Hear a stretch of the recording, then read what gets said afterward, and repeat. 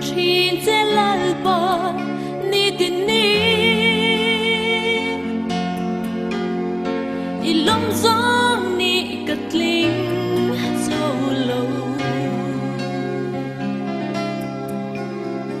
ingai dam na kadil che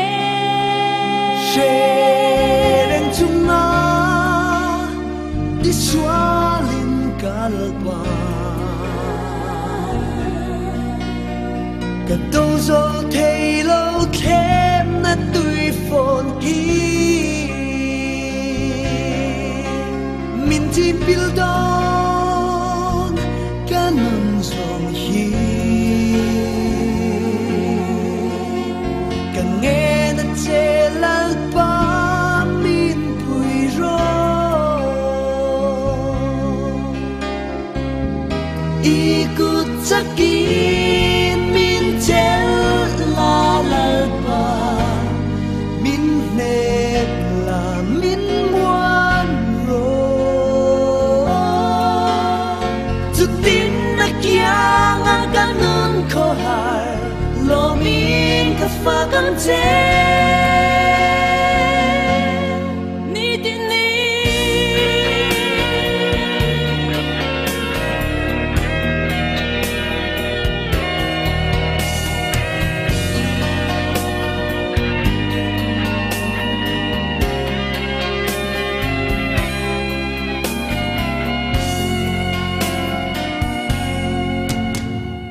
dam chu khu sa ngay tua là dòng hea nhìn tìm hoài phâu chi lalpa ni tini ko harin arum ka inlung ka nghe na che min ti haro Shereng chunga di swalin kalpa Kadozo thelo khem na tui phone ki Min ti bildon kanon song hi Kan nghe na che lalpa min pui ro Ikut sakin min chel la lalpa min net la min muan ro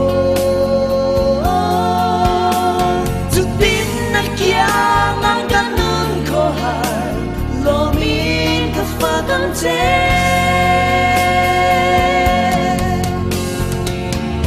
Ikut sakin min chel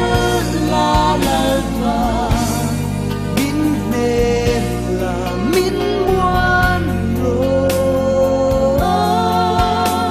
Tutin na kiang ang ganun ko har lo min ka fakang che